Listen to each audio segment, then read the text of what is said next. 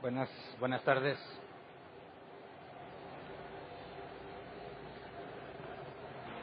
Acompáñenme a 2 de Corintios capítulo 12, versículo 7.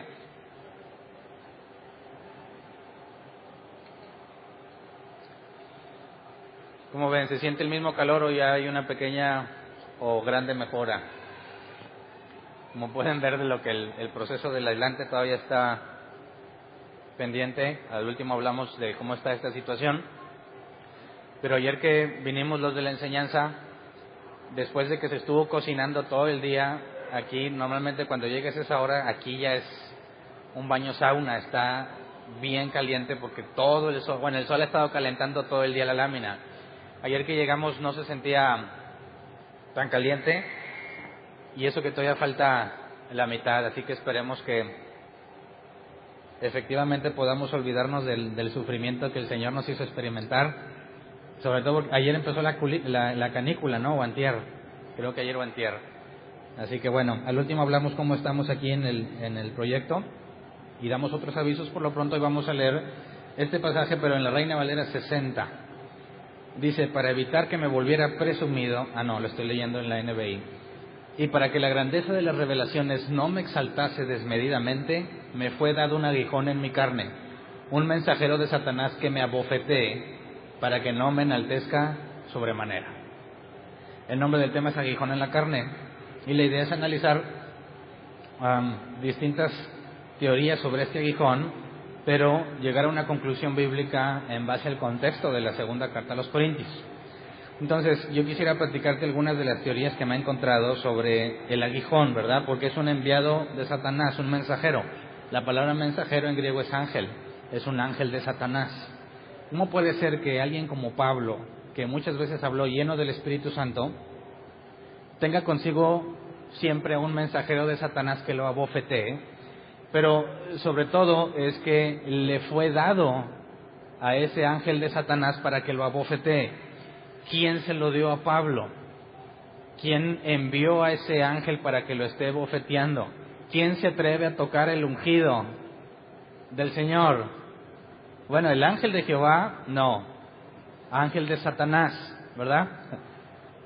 Lo abofetea. Y ahorita analizamos un poco más adelante el original para entender por qué cambia la nueva versión internacional cuando habla de bofetear. Pero deja claro que es algo espiritual, ¿no? Que lo abofetea y es un aguijón en la carne. Entonces, algunos piensan que es un demonio que le daba cachetadas a Pablo. Y esto a mí me mete en un problema porque como algo espiritual cachetea la carne de alguien, ¿verdad?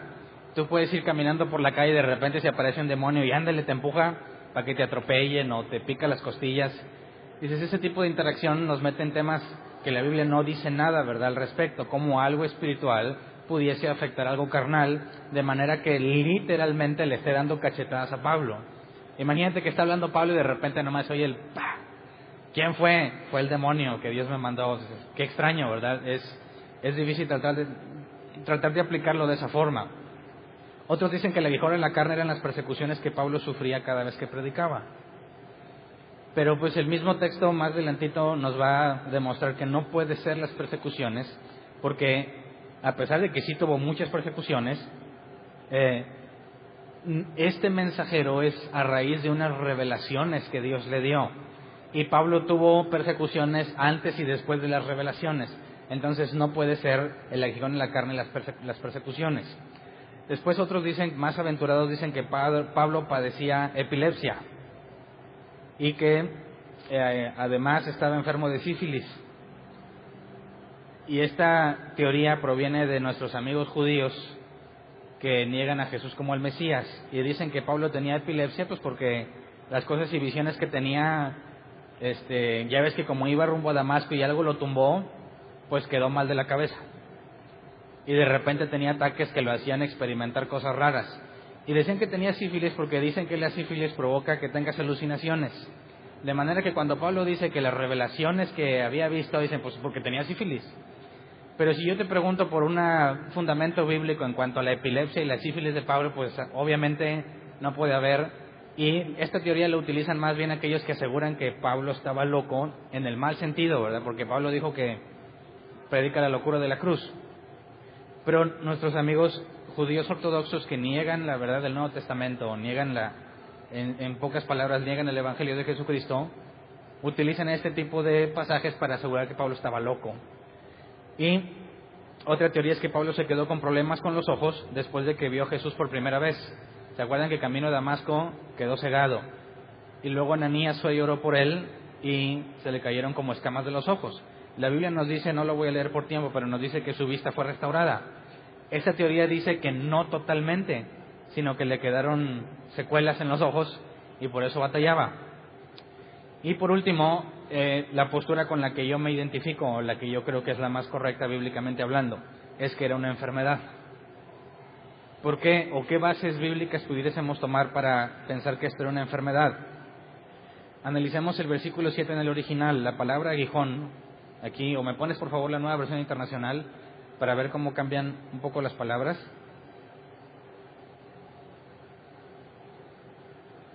Para evitar que me volviera presumido por estas sublimes revelaciones, una espina me fue clavada en el cuerpo, es decir, un mensajero de Satanás para que me atormentara.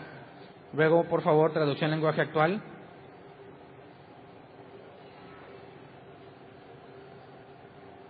Dice, claro que... Bueno, es que, sí, juntan el versículo 6 y 7 en la traducción lenguaje actual. Dice, claro que hablar de bien de mí no sería una locura, porque estaría diciendo la verdad, pero no lo voy a hacer porque no quiero que, solo por las cosas que hago digo, o por las cosas maravillosas que Dios me ha mostrado, alguien piense que soy más importante de lo que en realidad soy. Por eso, para que no me llene de orgullo, padezco de algo muy grave. Es como si Satanás me clavara una espina en el cuerpo para hacerme sufrir. Y aquí habla de un padecimiento, ¿verdad? Pero pues son tres traducciones distintas. Nos vamos a la original para ver por qué están cambiando las palabras. La palabra aguijón o espina es el griego skolops, que se traduce como cosa puntiaguda, espina o estaca.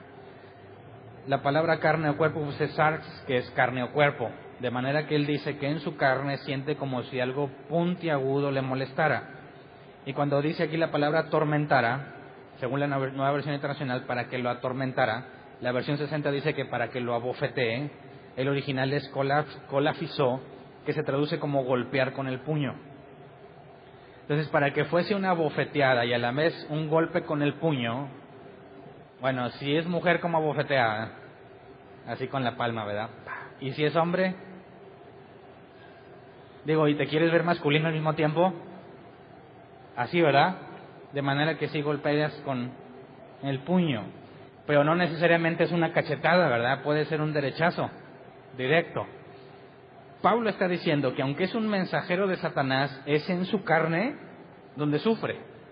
Así que algo le está afectando en el cuerpo. Y luego vamos a Gálatas 4, 13 al 15.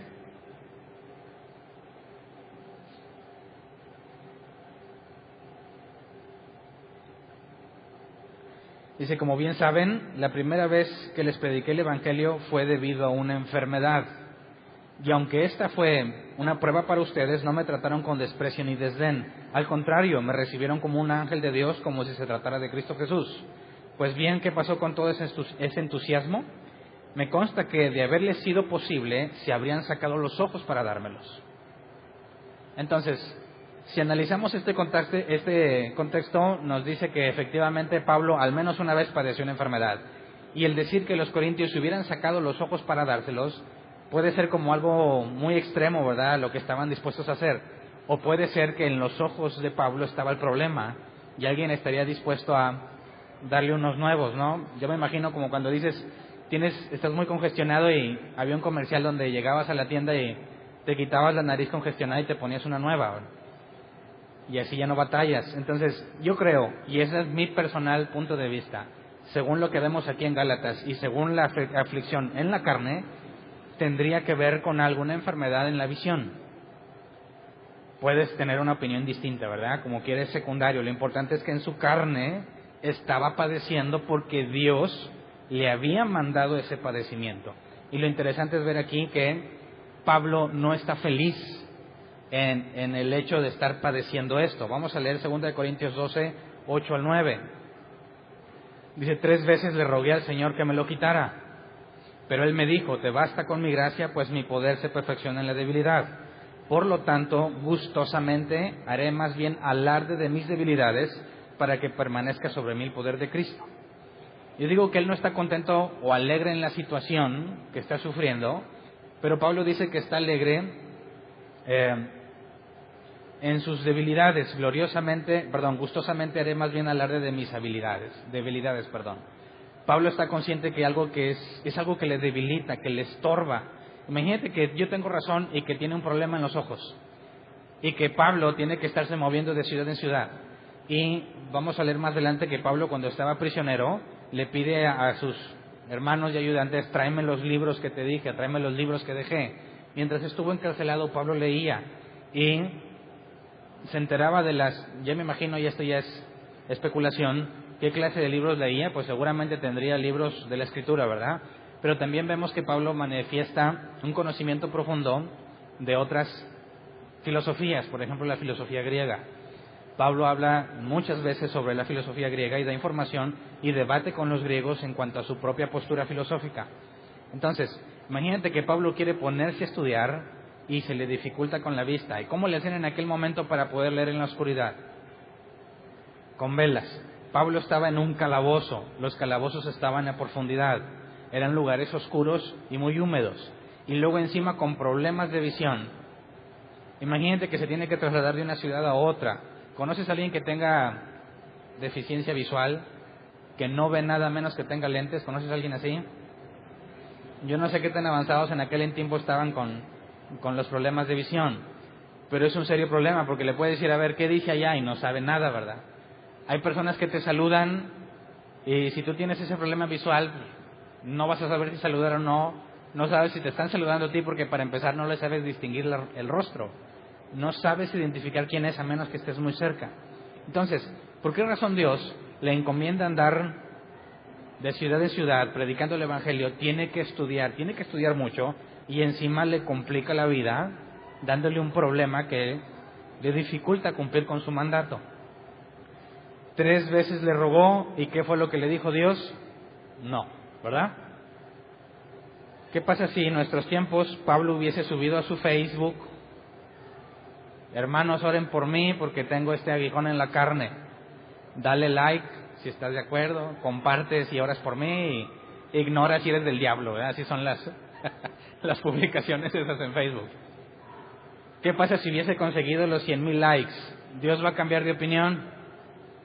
¿Sí o no? ¿Qué pasa si yo le pido a toda la congregación? Pablo le pide a todas las iglesias que él fundó que oren por él para interceder por sanidad. ¿Dios le hubiese quitado ese aguijón? ¿Sí o no? ¿Cómo ves? Yo creo, y te voy a demostrar bíblicamente, que no importa cuántos hayan orado por Pablo para que Dios le sanara esa posible enfermedad o le quitara ese problema. No importa que el mundo entero, compuesto por puros cristianos, hayan orado para que Pablo sanara, la respuesta de Dios hubiese sido la misma: no, bástate mi gracia. De manera que Dios dice que lo que está padeciendo Pablo es gracia. ¿Por qué podría ser gracia si realmente es un problema para él, verdad? He escuchado a algunos cristianos que dicen que si tienes fe suficiente cuando oras puedes comprometer a Dios, ¿verdad? Si tienes fe suficiente cuando oras puedes mover el corazón de Dios. ¿Alguien había escuchado esa frase de mover el corazón de Dios? Es decir, Dios está bien decidido de algo, pero tú lo puedes convencer si realmente tienes mucha fe. Otros dicen, y a lo mejor le dirían a Pablo: pero Jesús ya pagó por tus enfermedades, ¿verdad? Ya las llevó en la cruz. No puedes estar enfermo. Eso es obra del diablo. ¿Y qué diría Pablo? Pues sí, es un mensajero de Satanás. En eso no tengo conflicto. El problema es quién lo mandó, ¿verdad? ¿Y por qué Dios dice que eso es gracia? Cuando cualquiera esperaría que es una influencia demoníaca que quiere destruirte. Así que no puede ser que un Dios bueno te ponga tal situación, a menos que entendamos por qué. El domingo pasado hablamos sobre la tristeza que viene de Dios, ¿verdad? Y vimos por qué el problema del mal no es problema si estudias bien la Biblia y entiendes que para cualquier cosa mala que Dios permite, tiene un buen fin, un buen propósito. Entonces esto va de la mano, pero quisiera que analizáramos brevemente lo que Pablo nos dice sobre este mensajero de Satanás. Segunda de Corintios 12:7, dice el versículo 7 que fue enviado. Déjeme leerlo aquí. Bueno, para evitar que me volviera presumido, ¿verdad? El abofetearlo en la carne, lo que está padeciendo es con el fin de evitar que se vuelva presumido. Pablo dice, estas revelaciones que tengo pudiesen hacer que me exaltara a mí mismo. Vamos a leerlas más adelante, donde dice que fue llevado al tercer cielo. En cuerpo no sabe, en espíritu no sabe, pero fue llevado y escuchó cosas que le está prohibido al humano decirlas. Esto nos lleva a la imagen que tenemos de Juan en Apocalipsis, que le dijo Dios, escribe todo lo que oigas, y cuando iba a escribir algunas cosas dijo, eso no, porque eso está sellado. Entonces, no creo que haya escuchado un lenguaje nuevo y extraño que ningún humano puede pronunciar. Más bien, era información que los humanos no deben de tener, pero que le fue confiada a Pablo.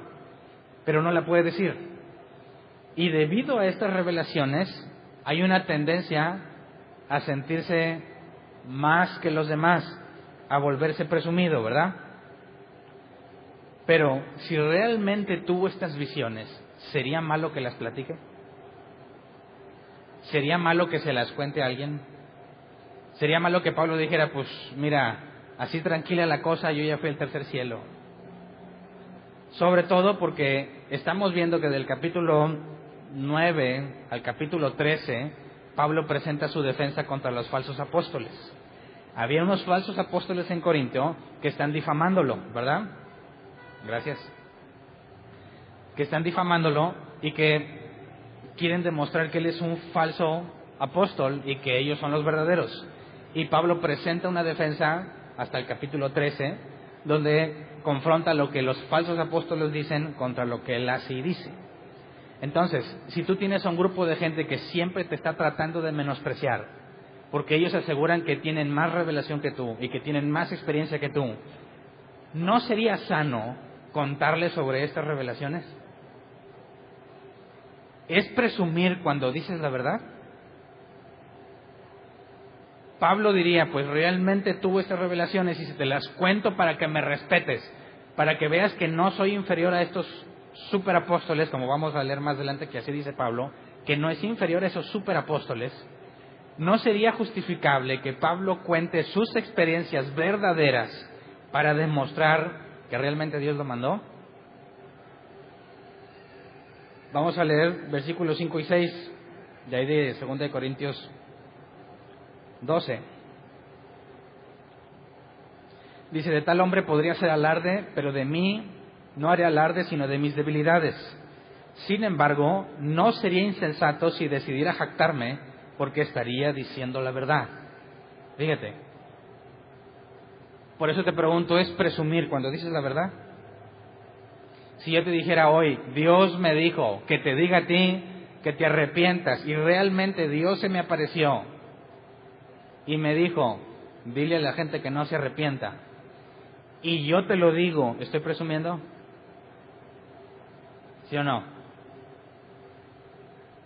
¿Sí o no?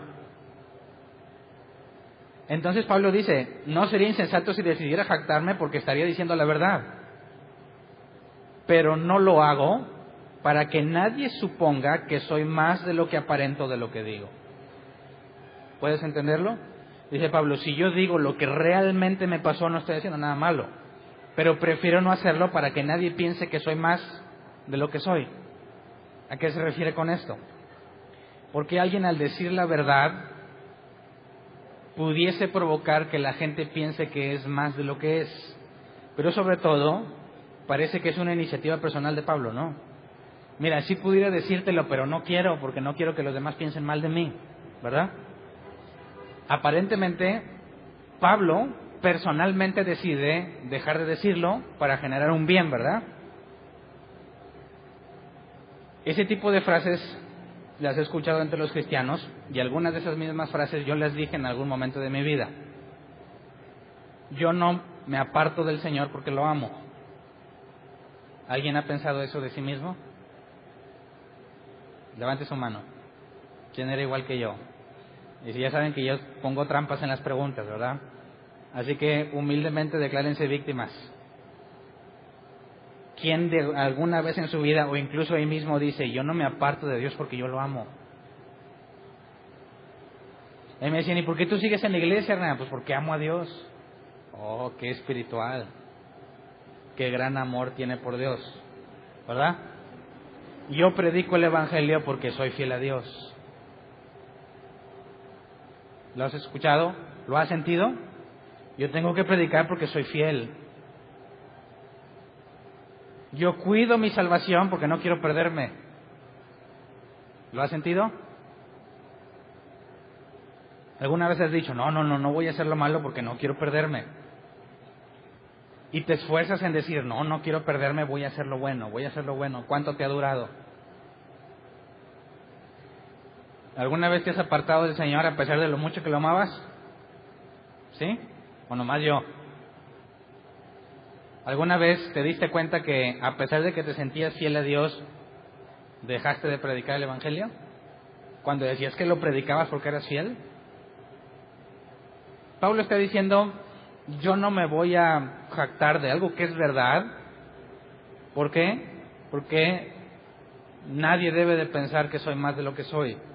Pero eso es una iniciativa de Pablo. Pablo personalmente así lo he decidido.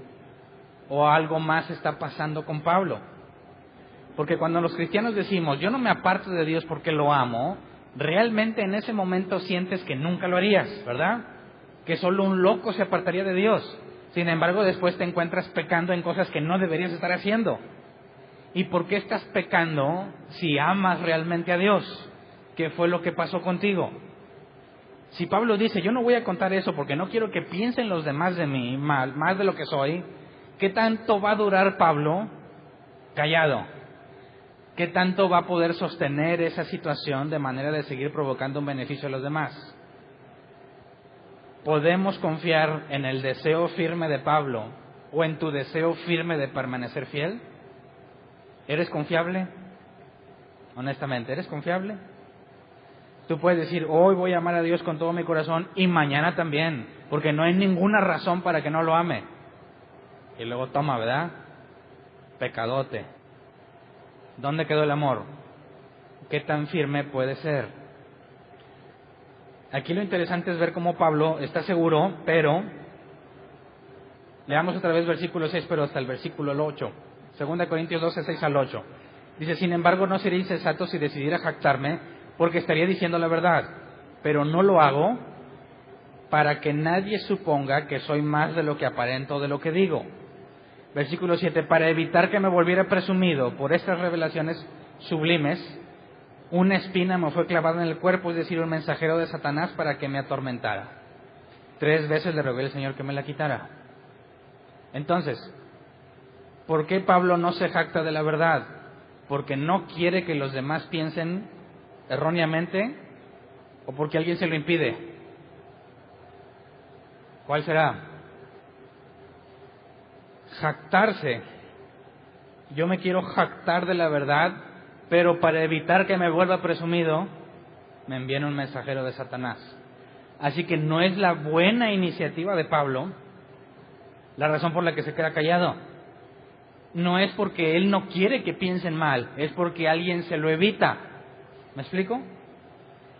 Están evitando que Pablo se vuelva presumido, pero él mismo dice, me puedo jactar de ese hombre, pero no lo hago. El punto es que no es una decisión de él. ¿Me explico? Alguien está evitando que se vuelva presumido, y esto es muy importante que lo entendamos, porque el versículo 9 dice, pero él me dijo, te basta con mi gracia, pues mi poder se perfecciona en la debilidad. De manera que el aguijón en la carne viene a ser gracia de Dios para evitar que se vuelva presumido y los demás no piensen más de lo que él es. Te voy a poner un ejemplo para entender qué es pensar a alguien más de lo que es. ¿Alguna vez escuchaste algún llamado profeta, llamado apóstol que dice, y yo ahora, como vi un post en Facebook hace poquito, voy a dar un rugido de león con el aire de mis pulmones proféticos? y voy a declarar que la nación entera venga bendición sobreabundante. Cuando alguien escucha decir ese tipo de cosas, esta persona, ¿de quién está hablando? ¿De él o de Dios? Cuando dice que él va a dar un rugido de león con el aire de sus pulmones proféticos, ¿de quién está hablando? Se oye bíblico, ¿verdad? Se oye así como que de los cristianos. Pero no es nada cristiano, porque está diciendo que es algo que él hace. Así que, ¿qué está haciendo él consigo mismo? En lugar de dejar en claro que Dios va a hacer algo, si es verdad que eso va a pasar, dice que él con su aire de pulmones proféticos va a declarar algo, y si pasa es porque él lo dijo, de manera que provoca que los demás piensen de él más de lo que es, porque es un simple mortal, ¿verdad? ¿Alguna vez te buscaron para orar los no creyentes porque tú oras muy bonito? ¿Te lo dijeron alguna vez? Es que los cristianos oran bien bonito. Óreme. Bueno, Señor, en esta hora, en el nombre de Jesús, reclamamos a esta joven, esta vida para ti. ¿De quién estás hablando? No, de Dios. Estás dejándole ver a todos cómo le ordenas a Dios en su nombre que haga lo que tú pides, de manera que te estás exaltando más allá de lo que eres, ¿verdad? ¿Te exaltabas más de lo que eras? Yo como padre espiritual, yo como profeta, yo como apóstol ungido de Dios, te declaro bendición. Estás exaltándote a un lugar que no te corresponde, porque en ti no hay poder. La autoridad que puedas ejercer no es tuya, ¿verdad? Entonces Pablo dice, yo tengo revelaciones que nadie tiene, y no sería insensato que te las dijera, pero alguien evita que me vuelva presumido, mandándome un mensajero de Satanás, de manera que no es su decisión, no está dependiendo de él, es algo que está fuera de su control. ¿Me explico? Sigamos leyendo entonces, porque Pablo utiliza el aguijón en la carne como una defensa para demostrar que él es un apóstol genuino. Y todo verdadero creyente debería entender la situación de Pablo, ¿no? Cuando Dios te concedió un nuevo entendimiento y pudiste ver todos los errores que antes cometías y no veías, y te encuentras a alguien que sigue cometiendo los mismos errores, ¿no te ha tocado que te comparen? Que digan, ¿por qué él hace esto y tú no? Pero una comparación en la que tú quedas en desventaja. ¿Por qué él sí me bendice y tú no? ¿Por qué ellos sí oran por mí y tú no? ¿Por qué ellos me declaran prosperidad y tú no? ¿Quién muestra más amor? ¿Aquel que siempre te está declarando cosas buenas? ¿O el que te dice, échale ganas y aguántate lo que venga? A simple vista, ¿quién parece mostrar más amor y más interés? No quedamos en desventaja cuando viene una persona enferma y dice, pídele a Dios que me sane. Y le tienes que decir, le voy a pedir que haga su voluntad, no la tuya ni la mía. Si Dios quiere te va a sanar, y si no, que no te sane, es lo mejor que te puede pasar. ¿Qué va a pensar cuando oiga de ti esas palabras? Y se vaya a otro lugar donde dice, sí, como no, tráigame el aceite. Y el equipo de intercesores. Y te rodean, ¿verdad? ¿Alguna vez oraron por ti así? Se siente matón. Porque te sientes bien especial, ¿sí o no? Estás rodeado por el equipo de intercesores oficiales, ¿verdad? Y tienes al líder, al pastor, a quien tú quieras, te echan un aceite y luego todos gritan alrededor, Señor, te pedimos, y sientes que tú eres ahí el importante, ¿verdad? Realmente te están mostrando un gran amor, entre comillas, porque todo lo que dicen es falso. Entonces, imagínate que vienen uno de estos supuestos apóstoles a Corinto y le preguntan por Pablo, bueno, conocen de Pablo, y le dicen, a ver, ¿qué onda con Pablo? ¿Qué hace por ustedes? Y ahorita vamos a ver las acusaciones que los falsos apóstoles le hacen a Pablo, y Pablo se tiene que defender diciendo por qué no hace lo que ellos hacen. Y tiene que decir que ha naufragado, que le ha ido bien mal, que lo han azotado y que tiene un aguijón en la carne. Pero eso es una defensa, no es una queja, no es, ay, es que yo sufro mucho. Ustedes no saben todo el sufrimiento que tengo. No, Pablo presenta una defensa que todo verdadero creyente puede presentar. Así que el aguijón en la carne, a pesar de que hay un mensajero de Satanás de por medio, viene a ser gracia y necesitamos entender por qué. Quisiera poner otro ejemplo. ¿Quiénes de aquí oran todos los días? Levanten la mano para que se les acabe la humildad. Puros humildes aquí, ¿verdad? ¿O no oran todos los días? ¿Por qué oras? Cuando oras, ¿por qué oras? Si yo te preguntara, ¿cómo le haces? ¿Cómo le haces para orar tanto? ¿Qué le dirías? Necesitas disciplina, pasión. Si tuvieras pasión, orarías, ¿verdad? ¿Qué se necesita? ¿Quién de aquí reconoce que no ora como debe de orar? Levante la mano. Ok, eso poquito que oras, ¿cómo lo logras? ¿Cómo? ¿Con mucho esfuerzo? ¿Cómo? Quisiera que entendiéramos que todos sabemos que debemos orar sin cesar, ¿verdad? La Escritura lo dice. Sin embargo, no lo hacemos. Y luego, y eso es experiencia personal que quizás te identificas, yo reconozco que yo no oraba a pesar de que sé lo importante que es orar. Antes de que Dios me encargara lo del pastorado en este lugar, yo predicaba y enseñaba también. No tan seguido, pero lo hacía. Y siempre enseñaba que tienes que orar a pesar de que no lo hacía. Y la verdad es que ni siquiera sentía que me hiciera falta. No era algo necesario, indispensable, porque a fin de cuentas me paraba y echaba un rollo mareador convincente. Todos se salían felices y contentos, estuvo muy buena la predicación, así que ¿para qué orar si estoy bien? Pero después Dios permitió ciertas situaciones en mi vida que me llevaron a no tener otra opción. Necesitaba orar con Dios, pero no porque lo amaba, necesitaba quejarme con Él por todas las injusticias que me estaba haciendo. Y después de pasar tiempo con Él para quejarme, Dios me hizo ver cosas que no veía y ahora tenía que agradecerle. Y me sentía obligado a presentarme ante Dios porque sabía que lo que estaba recibiendo y las soluciones que estaba viendo no provenían de mí. Así que algo más fuerte que yo me ponía a orar. Y después me di cuenta que tenía un hábito y que normalmente oraba. Y si me preguntabas, ¿por qué oras? Podría decirte, porque soy disciplinado, porque es lo mejor que puedes hacer, porque amo a Dios. No, empecé a orar y se me hizo el hábito porque no tenía opción, porque me obligó a hacerlo. Yo no quería, me obligó a hacerlo. Y eso, en lugar de humillarme, si pues qué clase de cristiano eres, al contrario, demuestra algo que es imposible que pase en una persona a menos que Dios le conceda gracia. Y ese es el objetivo del aguijón en la carne de Pablo que debemos analizar. Ninguno entre nosotros puede decir, yo he hecho esto porque me lo propongo, si eso que estás haciendo es bueno.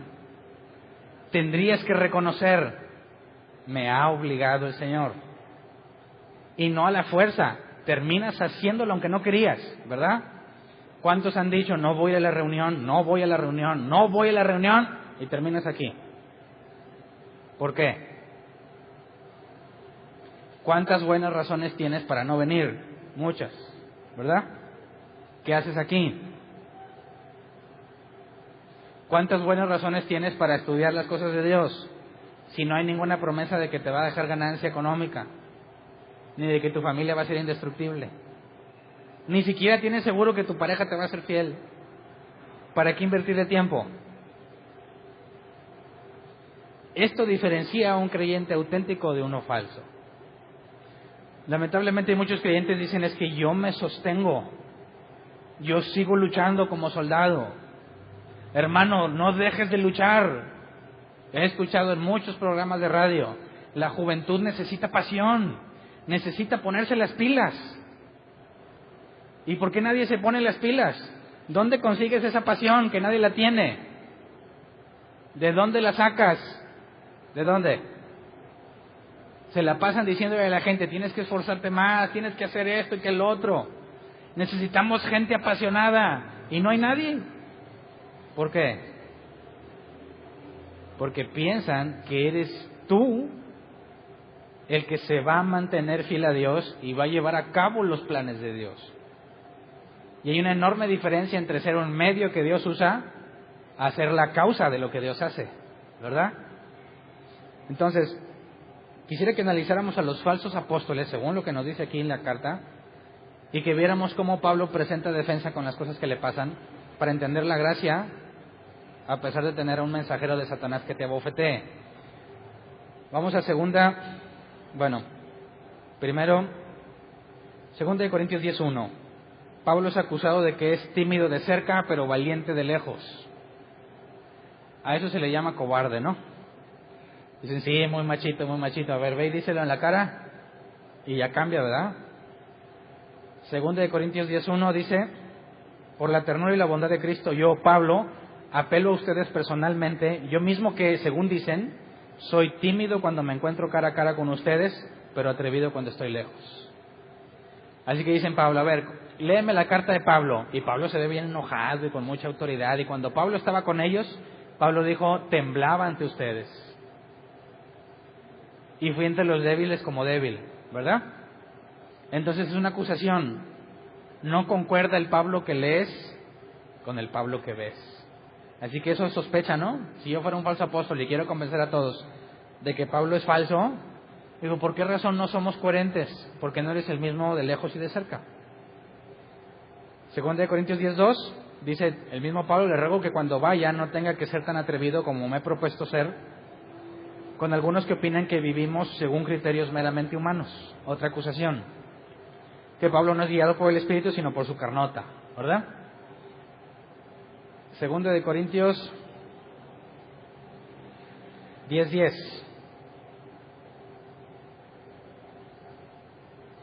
Pues algunos dicen, sus cartas son duras y fuertes, pero él en persona no impresiona a nadie. Y como orador es un fracaso. Imagínate que te dedicas a predicar y te digan que eres bien malo para predicar. ¿Y qué significa que no impresiona a nadie en persona? ¿Has conocido alguna persona que te dicen, este que va a entrar aquí o esta persona es el director de una empresa? ¿Qué esperas? ¿Qué esperas ver? ¿Qué pasa si te ponen a alguien en bermudas, chanclas y una camisa toda vieja? ¿A simple vista pensarías que es el director de una empresa? ¿Alguien de aquí tiene alguna carrera? Ok. ¿Alguna vez te han dicho que no parece que seas licenciado? ¿Sí? Oye, tú no pareces licenciado. ¿Basado en qué? En el aspecto, ¿verdad? ¿Qué le dicen a Pablo? En persona no impresiona a nadie. ¿Cómo se veía Pablo entonces?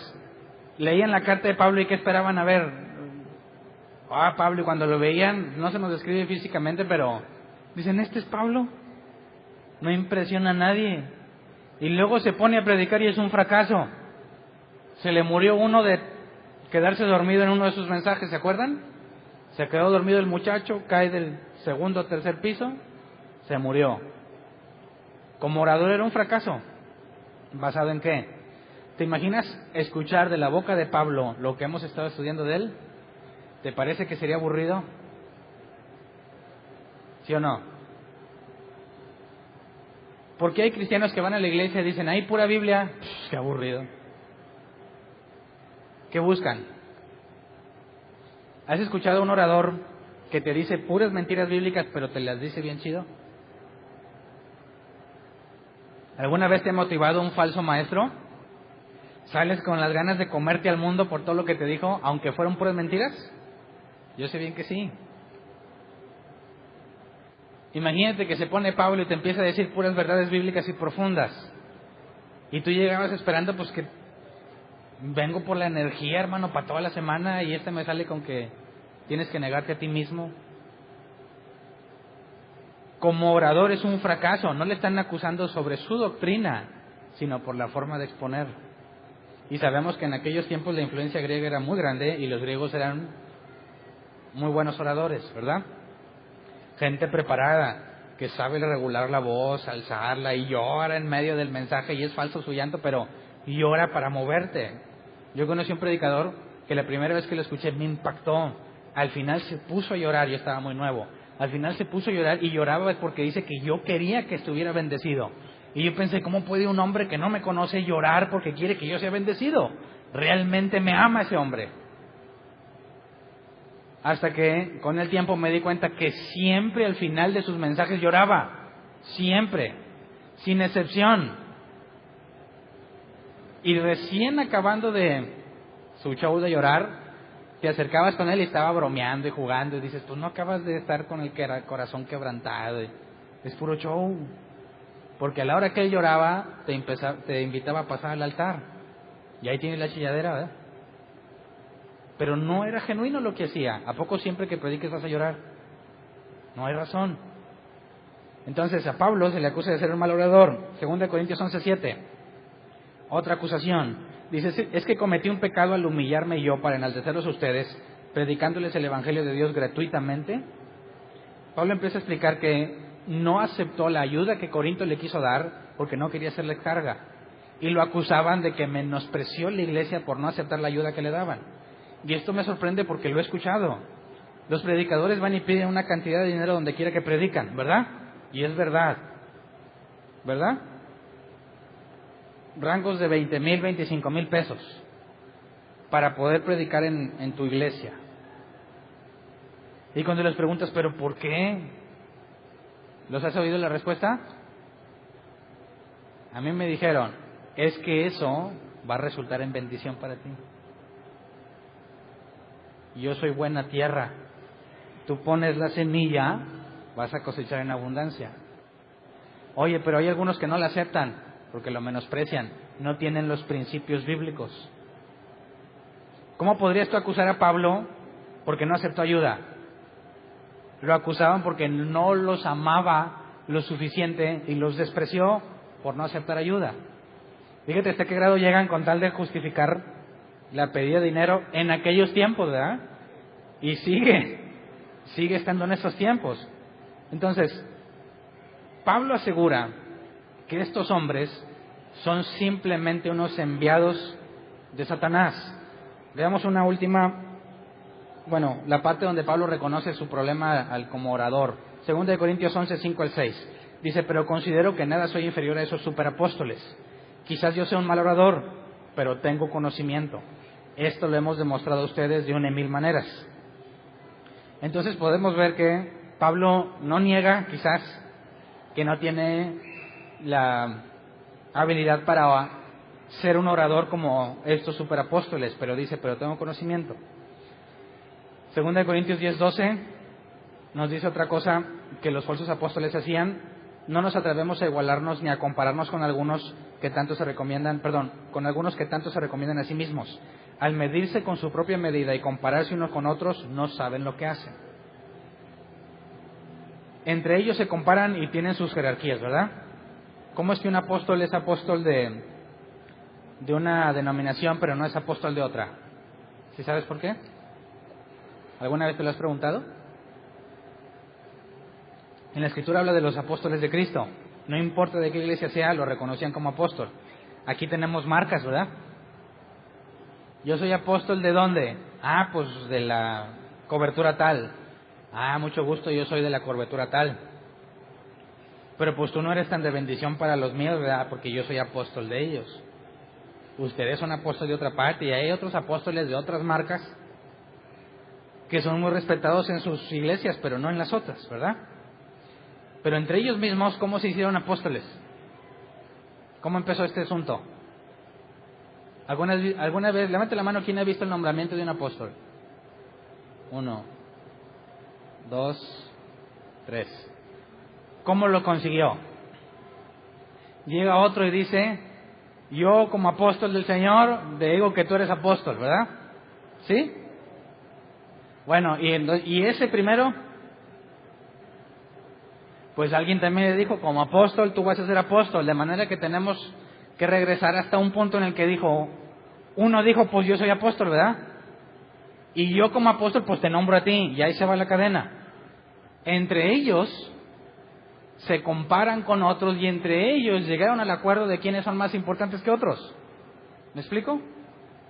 Y dice Pablo, al medirse con su propia medida y compararse unos con otros, no saben lo que hacen. Aquí podemos hacer nuestra propia estructura, ¿eh? ¿Qué tal si yo me digo patriarca y nos apantallamos a todos los apóstoles que hay? Y le demuestro que un patriarca es antes que un apóstol porque es del Viejo Testamento. Y yo como patriarca, si me aceptan, empezamos a nombrar otros patriarcas. Y nos decimos, mira, ya tienen apóstoles, acá estamos más patriarcas. ¿Qué se gana? ¿A quién estás exaltando? ¿A quién? Por eso dice, cuando te empiezas a comparar y ellos medirse entre ellos mismos, es gente que a sí misma se exalta. Entre ellos están poniéndose de acuerdo quién es más que quién. ¿Basado en qué? En ellos mismos. Entonces, versículo 19 al 20, esto lleva a una conclusión inequívoca. Este tipo de personas van a terminar haciendo esto. Por ser tan sensatos, dice, ustedes de buena gana aguantan a los insensatos. 2 Corintios 11, 19 al 20. Versículo 20, aguantan incluso a cualquiera que los esclaviza, o los explota, o se aprovecha de ustedes, o se comporta con altanería, o les da de bofetadas. ¿A alguien de aquí lo trataban así? Levante su mano. ¿Nadie? ¿A alguien de aquí lo explotaban? ¿Sí o no? ¿A alguien de aquí lo esclavizaron? ¿Quién de aquí era un escudero? Para usarlo como referencia. ¿Cómo llegan a este punto? Los esclavizan, los explotan, se aprovechan de ellos, se comportan con altanería porque unos a otros se ponen títulos, o les da de bofetadas. Pablo dice, a mí me dan de bofetadas, pero un mensajero de Satanás. ¿A ellos quién les daba las bofetadas? Sus apóstoles, ¿verdad? ¿Cómo es que llegan a ese punto? ¿Por qué razón alguien que asegura tener a Dios y ser un apóstol de Jesucristo termina aprovechándose de los demás, esclavizándolos y explotándolos? Pablo dice, para concluir y presentar su defensa, 2 Corintios 11, 13 al 15, tales individuos son falsos apóstoles, obreros estafadores que se disfrazan de apóstoles de Cristo.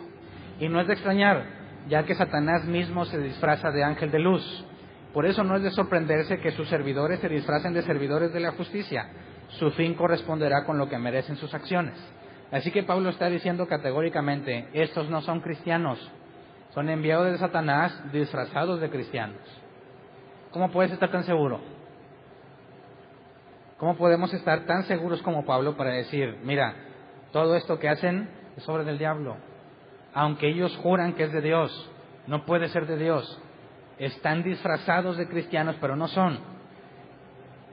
¿Cómo puede afirmarlo? Y ese es el punto que tenemos que llegar, porque el aguijón de la carne es la defensa máxima para Pablo para demostrar quién es verdadero y quién es genuino. Leamos 2 Corintios 11, 18 al 33. A diferencia de los superapóstoles, Pablo dice eso que ningún superapóstol podía decir. Ya que muchos se ufanan como lo hace el mundo, yo también lo haré. Por ser tan sensatos, ustedes de buena gana aguantan a los insensatos. Aguantan incluso a cualquiera que los esclaviza, o los explota, o se aprovecha de ustedes, o se comporta con altanería, o les da de bofetadas. Para vergüenza mía confieso que hemos sido demasiado débiles. Si alguien se atreve a dárselas de algo, también yo me atrevo a hacerlo. Lo digo como un insensato. ¿Son ellos hebreos? Yo también. ¿Son israelitas? También yo lo soy. ¿Son descendientes de Abraham? Yo también. ¿Son servidores de Cristo? ¡Qué locura! Yo lo soy más que ellos. He trabajado más arduamente. He sido encarcelado más veces. He recibido los azotes más severos. He estado en peligro de muerte repetidas veces. 5 veces recibí de los judíos los 39 azotes. 3 veces me golpearon con varas. 1 vez me apedrearon. 3 veces naufragué y pasé un día y una noche como náufrago en alta mar. Mi vida ha sido un continuo ir y venir de un sitio a otro. en peligros de ríos, peligros de bandidos, peligros de parte de mis compatriotas, peligros a manos de los gentiles, peligros en la ciudad, peligros en el campo, peligros en el mar y peligros de parte de falsos hermanos. He pasado muchos trabajos y fatigas y muchas veces me he quedado sin dormir. He sufrido hambre y sed y muchas veces me he quedado en ayunas. He sufrido frío y desnudez. Y como si fuera poco, cada día pesa sobre mí la preocupación de todas las iglesias. Cuando alguien se siente débil, no comparto yo su debilidad. Y cuando a alguien se le hace tropezar, no ardo yo de indignación. Si me veo obligado a jactarme, me jactaré de mi debilidad. El Dios y Padre del Señor Jesús, sea por siempre alabado, sabe que no miento. En Damasco el gobernador bajo el rey Aretas mandó que se vigilara la ciudad de los damasenos con el fin de arrestarme, pero me bajaron por un canasto, por una ventana de la muralla, y así escapé de las manos del gobernador. Aquí en la pantalla esto. ¿Quién quiere una vida así? ¿Quién quiere que cuando lleguen los superapóstoles con el carrazo que se compraron con el dinero que le dieron los de la iglesia, tú digas, yo me quedo en ayunas, tengo hambre, no tengo dónde dormir y todo eso, como un motivo de comparación para que digan, no, tú eres de veras? ¿Quién en sus 5 sentidos le pediría a Dios, Señor, dame una vida como la de Pablo? Y encima nadie lo respeta. ¿Pero qué tiene que ver esto? Dice el versículo 30, si me veo obligado a jactarme, me jactaré de mi debilidad. ¿Qué significa esto? Pablo se levantó un día y dijo, hoy tengo planeado naufragar un día y una noche. Hoy en mi agenda está ser apedreado, recibir los 31 azotes, o la nueva versión internacional, 39 azotes de los judíos. De todo esto que le pasó, ¿cuántas actividades fueron planeadas por Pablo? Ninguna, ¿verdad? ¿De qué te está dando evidencia Pablo? Él no planeó ninguna de estas actividades y las usa como defensa. ¿Por qué serían una defensa? Segunda de Corintios 12, del 1 al 6. Me veo obligado a jactarme, aunque nada gane con ello. Paso a referirme a las visiones y revelaciones del Señor. Conozco a un seguidor de Cristo que hace 14 años fue llevado al tercer cielo. No sé si en el cuerpo o fuera del cuerpo, Dios lo sabe. Y sé que este hombre, no sé si en el cuerpo o aparte del cuerpo, Dios lo sabe, fue llevado al paraíso y escuchó cosas indecibles que a los humanos no se nos permite expresar. De tal hombre podría ser alarde, pero de mí no haré alarde, sino de mis debilidades. ¿Cuáles son sus debilidades? Todo lo que ya citó que le pasó, ¿verdad? Sin embargo, no sería insensato si decidiera jactarme, porque estaría diciendo la verdad. Pero no lo hago para que nadie suponga que soy más de lo que aparento de lo que digo. De manera que, incluso en sus revelaciones, tendría suficientes motivos para poder jactarse, pero no lo dejan, ¿verdad? Segunda de Corintios 12, 7 al 9, para evitar que me volviera presumido por estas sublimes revelaciones, una espina me fue clavada en el cuerpo, es decir, un mensajero de Satanás para que me atormentara. 3 veces le rogué al Señor que me la quitara, pero Él me dijo, te basta con mi gracia, pues mi poder se perfecciona en la debilidad. ¿Cuál debilidad? En todo lo que le pasó. ¿Cómo es que el poder de Dios se perfecciona en eso? Por lo tanto, gustosamente haré más bien alarde de mis debilidades para que permanezca sobre mí el poder de Cristo.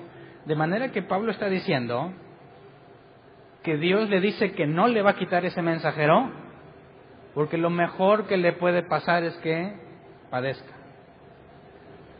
¿Por qué? Diga el débil, fuerte soy, ¿verdad? ¿Cómo te aplicas eso en la vida diaria? Dice 2 Corintios 12:10, por eso me regocijo en debilidades, insultos, privaciones, persecuciones y dificultades que sufro por Cristo, porque cuando soy débil, entonces soy fuerte. Ok, ¿basado en qué? Estos falsos apóstoles se jactan de lo que hacen, ¿verdad? Presumen y se exaltan a sí mismos, ¿verdad? ¿Qué hace Dios con ellos? ¿Qué hace Dios con ellos cuando ellos hacen eso? Nada, ¿verdad? Nada. Y Pablo dice que para no jactarse, ¿qué hizo Dios con él? Le manda un mensajero de Satanás para que no se vuelva presumido. Y le dice, en todo lo que has pasado, es gracia, es suficiente. ¿Por qué? ¿Qué prefieres que Dios haga contigo? ¿Que te deje en el error o que no te deje? ¿Me explico? Leamos un pasaje para poder darle sentido. Judas 1:24. De hecho, nomás tiene un capítulo, ¿verdad? Judas 1:24. Al único Dios, nuestro Salvador, que puede guardarlos para que no caigan y establecerlos sin tacha y con gran alegría ante su gloriosa presencia. ¿Empiezas a atar cabos? ¿Cómo le hace Dios para guardar sin mancha a Pablo? ¿Cómo? Cuando se quiere volver presumido, le manda algo que se le quite. Cuando quisiera decir Pablo, hombre, yo he resucitado un chorro de gente, ¿verdad? Yo he echado bastantes demonios afuera. No dice Pablo eso, dice, he naufragado, me han perseguido, me han encarcelado, me han azotado, me han apedreado, etcétera, etcétera. ¿Dónde está lo bueno en eso? En que cuando Pablo empieza a jactarse, Dios lo impide. En que cuando tiene razones verdaderas para sentirse especial, Dios lo humilla. De manera que Pablo permanece humilde, no porque así quiere, sino porque así lo tienen. ¿Dónde está la fortaleza de Pablo? ¿Dónde se refleja que Pablo va a llegar a lo prometido? ¿Dónde? En sus debilidades. No sé si me explico. Segunda de Timoteo 1:12. Por ese motivo padezco estos sufrimientos, pero no me avergüenzo porque sé en quién he creído y estoy seguro de que tiene poder para guardar hasta aquel día lo que le he confiado. Esto es lo que se llama perseverancia de los santos, ¿verdad? Cualquier persona que tenga el Espíritu Santo de Dios va a perseverar. ¿Qué significa eso? Que se va a esforzar por echarle ganas, un día sí, otro día no. Un mes le va a durar y luego se le va a quitar. La perseverancia de los santos no es algo que el santo hace. Es algo que Dios hace en el santo para que siga perseverando. ¿Me explico? ¿Cómo le hace Dios para que Pablo no se vuelva presumido y predique con humildad? Le manda un mensajero de Satanás. ¿Los falsos apóstoles tienen un mensajero de Satanás para que los controle? No. ¿Qué dice Romanos 1? Por cuanto no quisieron tomar en cuenta a Dios, los entregó a sus propios razonamientos, a sus propios malos deseos. Pero de los hijos de Dios, ¿qué dice? Amo al que corrijo y disciplino, ¿verdad? Aquel que es disciplinado puede considerarse amado. El que es dejado sin disciplina es un ¿qué?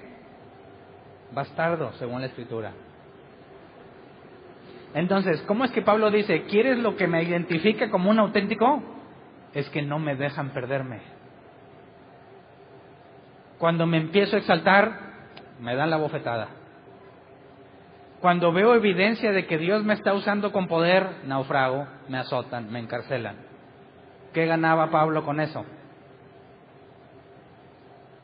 Sin que él lo decida, Dios lo mantiene en el camino correcto.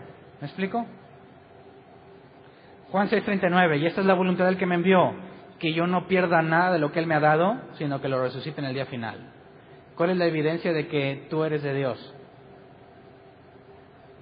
Que no te vas a ir. ¿Cómo le hace Dios para que no te vayas? Por medio de las debilidades. De manera que cuando te puse el ejemplo de que ¿por qué oras? Pues primero por quejarme, ¿verdad? Tenía que decirle lo mal que está Él. Y luego me humilla y ahora no me queda más que agradecerle.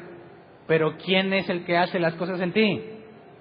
Dios, porque si dependiera de ti, orarías. Si dependiera de ti, fueras humilde. Mientras más sabes de la Biblia, tu actitud cambia. Mientras más cosas entiendes de la Escritura, ¿te ves más inteligente que los demás? Mientras más sabes de la Biblia, ¿más te dedicas a humillar a la gente en Internet? Te tengo malas noticias. Estás sin disciplina. Y los únicos que están sin disciplina son los que no son hijos de Dios. Un hijo de Dios que aprende cosas de la Biblia, ¿va a querer humillar a la gente en internet? Sí, pero no lo van a dejar. Y si lo deja, lo van a disciplinar. El que a sí mismo se exalta, será humillado. El que a sí mismo se humilla, será exaltado. Entonces, Juan 10, 28 al 29, yo les doy vida eterna y nunca perecerán, ni nadie podrá arrebatármelas de la mano. Mi Padre que me las ha dado es más grande que todos, y de la mano del Padre nadie las puede arrebatar. Entonces, ¿cómo es que estaba seguro Pablo de que esos falsos apóstoles eran enviados de Satanás? Porque después de todo el mugrero que hacen, las mentiras que hacen y cómo se aprovechan de la gente, Dios los ha dejado sin disciplina. ¿Verdad? Si fueran hijos de Dios, aunque se equivoquen una vez o dos veces, serían corregidos. Esa es la perseverancia de los hijos de Dios. Que Dios te va a humillar para que no te vayas. Para que en lugar de seguir tus pensamientos corruptos, tengas la oportunidad de entender lo que dice la Escritura. Y no negamos. ¿A quién, como dijo Pablo, no ardo de indignación cuando hacen tropezar a alguien? ¿Alguien ha sentido eso cuando lee algo en internet o cuando escuchas a alguien predicar? Que dicen semejantes mentiras. ¿No te da, así bíblicamente, ardo de indignación? Sí, ¿verdad? ¿Lo has sentido? ¿No te dan ganas de decirle todas sus verdades ahí? No, hombre, tú eres un lobo rapaz con vestido de oveja, etcétera, etcétera, y esto y lo otro, y te vas a morir, maldito, te vas al infierno, como muchos cristianos dicen.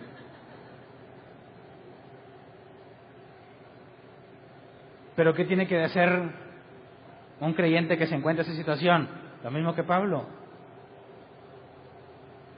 Tendrías que decirles, mira, ya te ofrecen todas las bendiciones que jamás podrías soñar. Vete para allá si eso te hace feliz.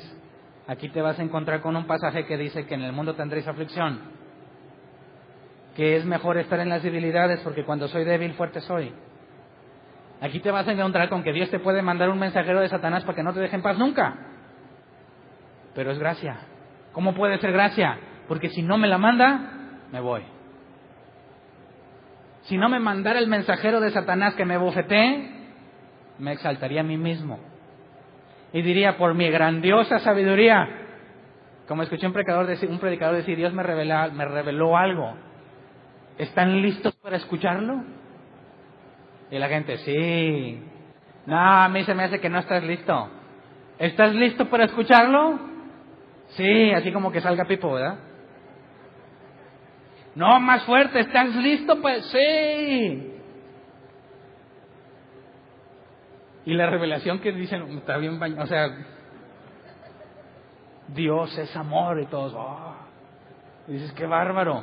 ¿Por qué tiene que hacer tanto énfasis en que si estás listo para recibir la revelación que le dio a él, exaltándose a sí mismo, considerándose el único medio por el cual tú vas a avanzar? ¿Quién hace eso y Dios lo deja sin disciplina? ¿Quién? A alguien que no es hijo de Dios. ¿Me explico? ¿Podrás convencer a bibliazos, a un falso maestro? ¿Podrás convencer a bibliazos a un falso creyente? No, porque la evidencia es la debilidad, es la humillación, que quizás nosotros no deseamos, pero que Dios te da como gracia. ¿Me explico? Entonces, ¿cuántos quieren un aguijón en la carne?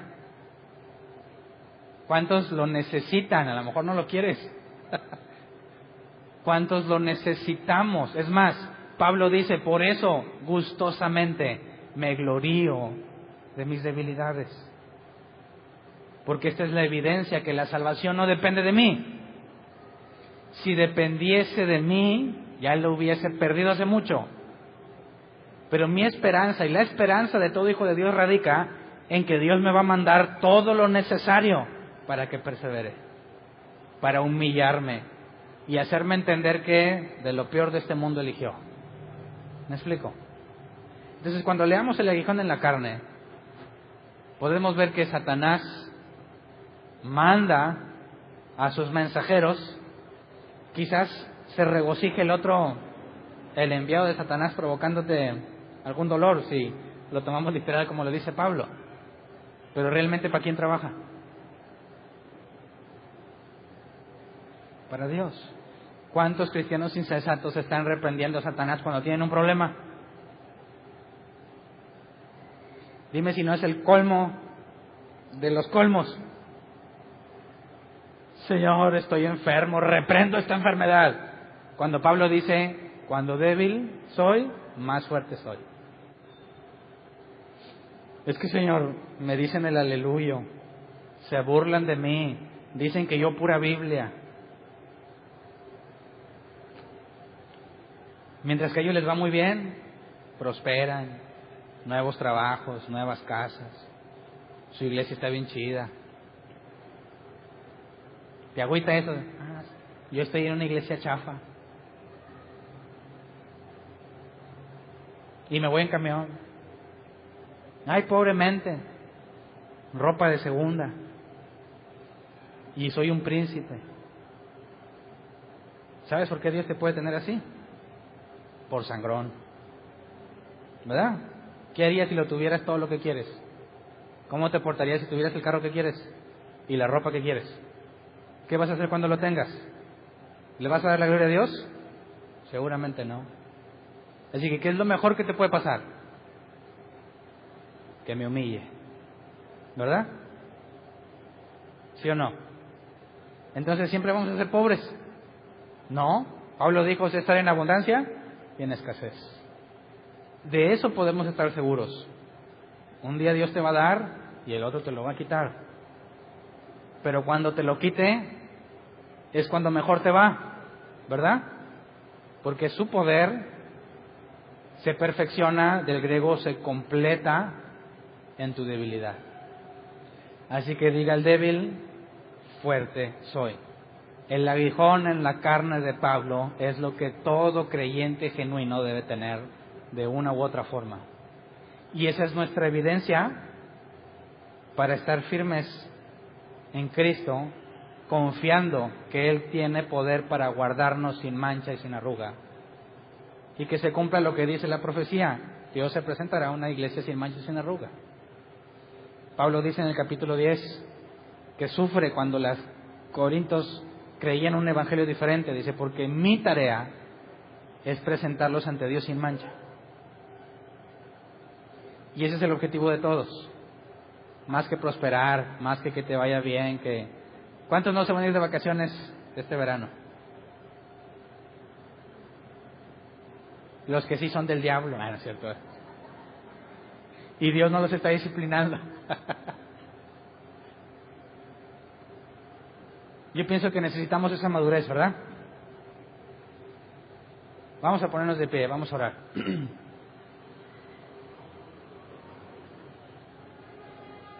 ¿Quién de aquí ama al Señor? No deja al Señor porque lo ama. ¿Quién de aquí predica el Evangelio porque es fiel? Necios, porque pensábamos así, ¿sí o no? Si yo amo a Dios, dice la Biblia, es porque Él me amó primero. Estando muerto en mis pecados y delitos, murió por mí. Siervo inútil soy. Solo hago lo que me piden. Entonces, cuando te vengan las situaciones y los problemas, debemos reconocer que es cuando más fuerte eres, porque estás alejado de tu propia carnalidad y estás obligado a acudir a Dios. Y eso es lo mejor que nos puede pasar. Así que hagamos dos cosas. Pidámosle perdón si tú eres como yo. Y número 2, pidámosle que nos conceda el aguijón en la carne cuando lo necesitemos. Y aunque lo publique en Facebook, y aunque toda la iglesia ore por mí, que jamás me lo quite negándome su gracia. ¿Están dispuestos a pedirlo? Vamos a orar. Señor, Primero queremos pedirte perdón porque fuimos muy necios, nos exaltamos a nosotros mismos, hicimos lo que Pablo dice que debemos evitar, hicimos que la gente pensara que somos más de lo que somos. Perdónanos por todas las veces que quisimos darte órdenes, darte la instrucción de cómo obrar en las personas, todas esas veces que quisimos que la gente viera que nosotros somos especiales, cuando toda la gloria es solamente para ti, porque a pesar de nuestra necedad, a pesar de lo absurdo de nuestra forma de pensar, tú has tenido misericordia y has permitido situaciones que nos doblegan y que nos humillan. No has querido entregarnos a nuestros propios razonamientos de necedad, sino que has mostrado misericordia que no merecemos y que solamente por tu amor y tu misericordia nos mantienes firmes. Señor, perdónanos por todas aquellas personas que, por medio de lo que dijimos e hicimos, pusieron los ojos en nosotros o pensaron que éramos más de lo que realmente somos. Todos reconocemos la lucha interna de la que Pablo habla en Romanos. Las cosas buenas que queremos hacer no las hacemos, y las cosas malas que no queremos hacer terminamos haciéndolas. Pero más, gracias Dios por Jesucristo, que por medio de Él fuimos adoptados como hijos tuyos, y que podemos tener la certeza, como menciona Judas, de que tú eres fiel y poderoso para guardarnos sin caída, que podemos confiar en que tú llevarás a buen término la obra que empezaste en nosotros, que si somos ovejas tuyas nadie nos podrá arrebatar de tu mano, ninguna de tus ovejas perecerá, aun a pesar de nosotros, Señor, por tu misericordia nos concedes tribulaciones, enfermedades, dificultades, persecuciones, para que podamos decir, como Pablo decía, ya no vivo yo, mas vive Cristo en mí. No importa cuántas veces te pida que me quites el aguijón que me hayas concedido, en tu misericordia te pedimos, nunca me hagas caso. Nunca quites aquello que me mantiene humilde. Nunca quites aquello que evita que yo me aparte. Nunca quites aquello que evita que me vuelva presumido por las cosas que nos has mostrado. Más bien enséñanos a aceptarlo con gusto y poder usarlo como una evidencia de que somos tuyos y que somos disciplinados cuando lo merecemos y que no nos quejamos, sino al contrario lo agradecemos porque tu amor es grande y tu misericordia nos sostiene todas las mañanas, Señor. Así que te damos gracias porque no merecemos ser llamados tus hijos, pero de acuerdo a tu propósito y de acuerdo a tu elección nos vas a hacer perseverar por amor a tu nombre. Gracias de antemano por lo que haces, lo que hiciste y lo que vas a hacer en nosotros y a través de nosotros, Señor. Gracias. Amén.